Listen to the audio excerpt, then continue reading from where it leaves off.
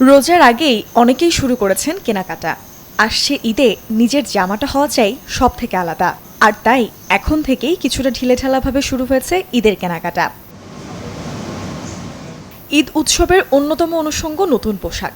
রাজধানী বসুন্ধরা সিটির দেশি দশের আউটলেটগুলোতে সাজানো হয়েছে এবারের ঈদ কালেকশন, যেখানে ফ্যাব্রিকের ক্ষেত্রে প্রাধান্য দেওয়া হয়েছে সুতি, লিলেন এবং জর্জেট কাপড়। ক্রেতাদের পছন্দের তালিকায় আছে ছিমছাম ডিজাইনের পোশাকগুলো, যাতে গরমে ফ্যাশন এবং আরাম দুই হবে একসাথে। ভালো লাগে। আমি আসলে মিক্স টাইপের ড্রেস পরি, মানে পাকিস্তানিও বলতে পারেন, তারপরে এখানকার যে ড্রেসগুলো এগুলোও পরি। মানে সব কিছু মিলে আমার আসলে মুডের উপরে ডিপেন্ড করে যে কখন মানে সকালে কোন টাইপের পরবো বা ঈদের দিন বিকেলবেলা কী টাইপের পরবো।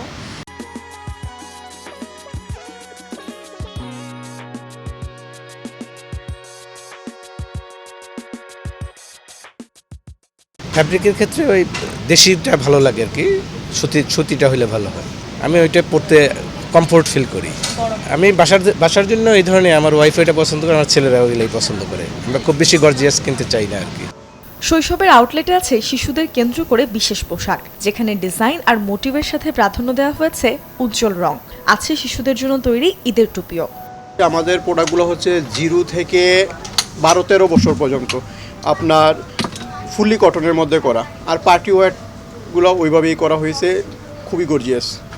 আর এই সময়টাতে একটু অকেশন বেশি থাকে, বিশেষ করে স্কুলের অথবা আপনার দেখা গেছে যে অফিসে পরবর্তী ছুটি, বছরের প্রথম দিকে ছুটি থাকে, ওই চিন্তা ভাবনা করে পার্টি ওয়্যার টাইপেরগুলো প্রোডাক্টগুলো করা।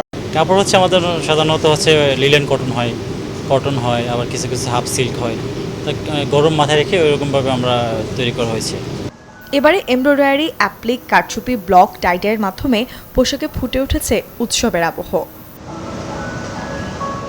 মূর্ছনা ঐশী, চ্যানেল 24, ঢাকা।